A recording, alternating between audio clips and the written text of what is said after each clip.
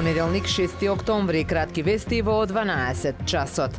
Локалните избори се во полнека, кандидатите за градоначалник, но и оние кои претендираат да седнат во советничкото столче, постојано и на повеќе начини ги соопштуваат ставовите и плановите за поубав и поуспешен Охрид пред граѓаните. Од врата на врата, спотови преку медиуми и социјални мрежи, средби со граѓаните, трибини, митинзи. Ова се главните и веќе видени начини на кои се испраќаат пораките до охриѓани. Ветувањата се дека ќе се добие подобра инфраструктура, подобри услови за работа и учење, повисок стандард и развој на туризмот во градот.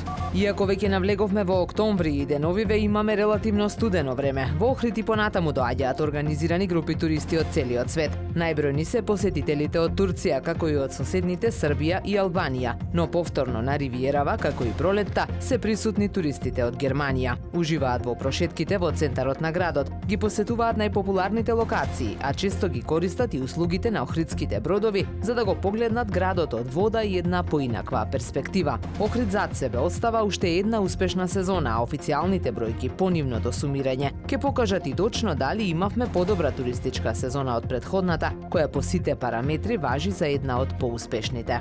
Деновиве повторно е ставен во функција паркингот на Кеј Македонија, со што е на сила сообраќајниот режим со кој е дозволен моторен сообраќај и паркирање на улицата Кеј Македонија. Пред хотелот Палас е вратен пунктот за наплата и рампата. Сообраќајот ќе се одвива во една насока од кружната крстосница на македонски просветители кон хотелот Палас. Ваков сообраќаен режим имаше и предходно, а пред почетокот на летната сезона беше воведена забрана за секаков вид на моторен сообраќај на овој дел од улицата Кеј Македонија и истиот беше наменет за движење на пешаци.